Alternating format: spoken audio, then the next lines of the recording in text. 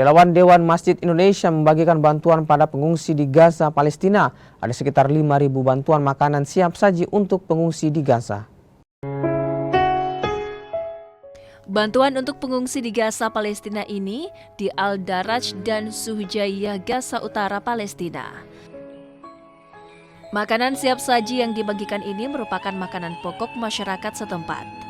Bahan baku pembuatan makanan ini diperoleh dari wilayah sekitar setelah bantuan makanan diblokade oleh tentara Israel atau IDF sejak pertengahan Maret 2025 lalu.